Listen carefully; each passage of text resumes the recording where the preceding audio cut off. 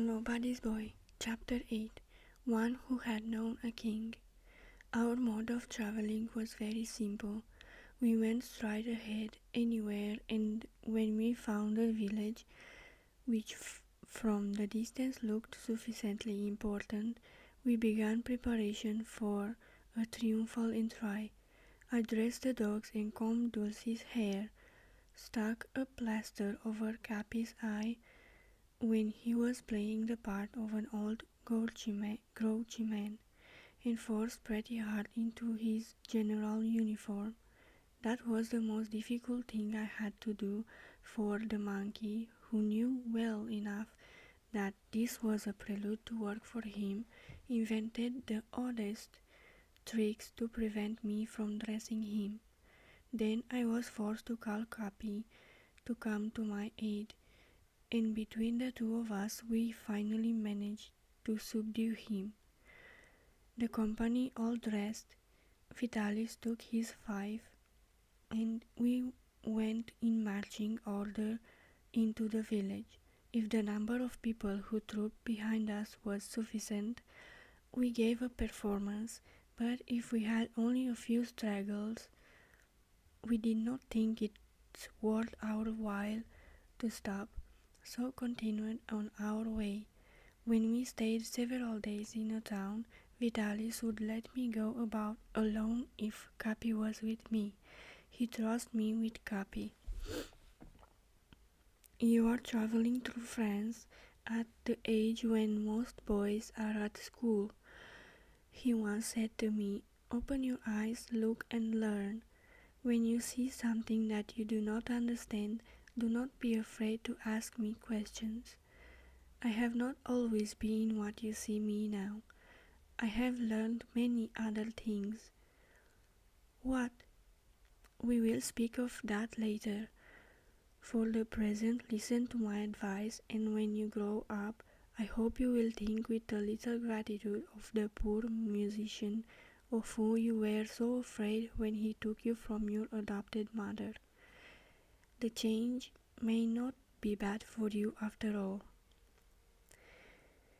I wondered what my master had been in the days gone by. We tramped on until we came to the plains of Quercy, which were very flat and desolate. There was not a brook, pond, or a river to be seen. In the middle of the plain we came to a small village called Bastide Murat. We spent the night in a barn belonging to the inn. It was here in this village, said Vitalis, and probably in this inn that a man was born who led thousands of soldiers to battle, and who, having commenced his life as a stable boy, afterwards became a king. His name was Murat. They called him a hero, and they named this village after him. I knew him and often talked to him. When he was a stable boy? No, he replied, laughing. When he was a king. This is the first time I have ever been in this part of the country. I knew him in Naples, where he was king. You have known a king? The tone in which I said this must have been rather comical, for my master have laughed heartily. We were seated on a bench before the stable door, our backs against the wall, which was still hot from the sun's rays. The locusts were chanting their monotonous song in a great sycamore which covered us with its branches. Over the tops of the houses the full moon, which had just appeared, rose gently in the heavens. The night seemed all the more beautiful because the day had been scorchingly hot. Do you want to go to bed? Asked Vitalis, or would you like me to tell you the story of King Murat? Oh, tell me the story. Then he told me the story of Joachim Murat. For hours we sat on the bench. As he talked, the pale light from the moon fell across him, and I listened in rapt attention, my eyes fixed on his face. I had not heard this story before. Would you have told me? Who would have told me? Not Mother Barberin, surely. She did not know anything about it. She was born in Chavanon, and would probably die there. Her mind had never travelled further than her eyes. My master had been seen a king, and this king had spoken to him. What was my master in his youth, and how had he become what I saw him now in his old age? We had been tramping since morning. Vitalis had said that we should reach a village by night where we could sleep, but night had come, and I saw no signs of this village, no smoke in the distance to indicate that we were near a house. I could see nothing but a stretch of plains ahead of us. I was tired and longed to go to sleep. Vitalis was tired also. He wanted to stop and rest by the roadside, but instead of sitting down beside him, I told him that I would climb a hill that was on the left of us and see if I could make out a village. I called Capi, but Capi also was tired, and turned a deaf ear to my call. This he usually did when he did not wish to obey me. "Are you afraid?" asked Vitalis. His question made me start off at once, alone. Night had fallen. There was no moon, but the twinkling stars in the sky threw their light on a misty atmosphere. The various things around me seemed to take on strange, weird form in the dim light. Wild firs grew in the bushes beside some huge stones which, towering above me, seemed as though they turned to look at me. The higher I climbed, the thicker became the trees and shrubs, their tops passing over my head and interlacing. Sometimes I had to crawl through them to get by, yet I was determined to get to the top of the hill. But when at last I did and gazed around, I could see no light anywhere, nothing but strange shadows and forms, and great trees which seemed to hold out their branches to me, like arms ready to enfold me.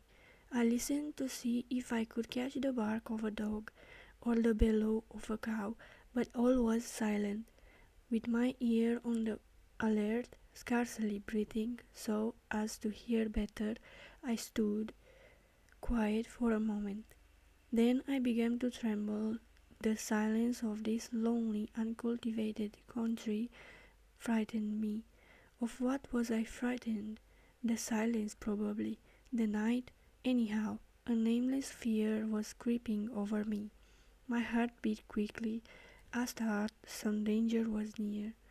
I glanced fearfully around me, and then, in the distance, I saw a great form moving amongst the trees. At the same time, I could hear the rustling of branches. I tried to tell myself that it was fear that made me fancy I saw something unusual. Perhaps it was a shrub, a branch. But then the branches were moving, and there was not the breath of a wind or a breeze that could shake them. They could not move unless swayed by the breeze or touched by someone. No, this great dark form that was coming towards me could not be a man, some kind of animal that I did not know, or an immense night bird, or a gigantic spider hovering over the tops of the trees. What was certain was this creature had legs of unusual length, which brought it along with amazing bounds. Seeing this, I quickly found my own legs and rushed down the hill towards Vitalis, but strange to say, I made less haste going down than I had to in climbing up. I threw myself into the thick of the thistles and brambles, scratching myself at every step. Scrambling out of a prickly bush, I took a glance back. The animal was coming near. It was almost upon me. Fortunately, I had reached the bottom of the hill and I could run quicker across the grass. Although I raced at the top of my speed, the thing was gaining upon me. There was no need for me to look behind. I knew that it was just at the back of me. I could scarcely breathe. My race had almost exhausted me. My breath came in gasps. I made one final effort and fell sprawling at Vitalis' feet, and I could only repeat two words, "The beast! The beast!" Above the loud barking of the dogs, I heard a hearty peal of laughter. At the same time, my master put his hands on my shoulders and forced me to look around. "You goose," he said, still laughing. "Look up and see it." His laugh, more than his words, brought me to my senses. I opened one eye, then the other, and looked where he was pointing. The apparition, which had so frightened me, had stopped and was standing still in the road. At the sight of it again, I must confess, I began to shake, but I was with Vitalis and the dogs were beside me. I was not alone up there in the trees. I looked up boldly and fixed my eyes on the thing. Was it an animal or a man? It had the body, the head and arms like a man, but the shaggy skin which covered it, and the two long thin legs upon which it seemed to poise, looked as though they belonged to an animal. Although the night was dark, I could see this, for the silhouette of this bark from far stood out against the starry sky. I should have remained a long time undecided as to what it was if my master had not spoken to it. "Can you tell me if we are far from the village?" asked Vitalis politely. He was a man, then, if one could speak to him. What was my astonishment when the animal said that there were no houses near, but an inn to which he would take us.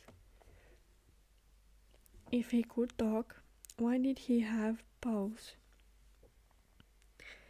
If I had had the courage, I would have gone up to him and see how his paws were made, but I was still somewhat afraid, so I picked up my bag and followed my master without saying a word. "You see now what scared you so?" Vitalis said, laughing as we went on our way.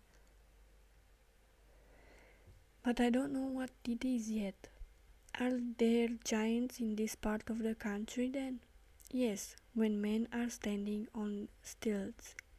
Then he explained to me that the land lays so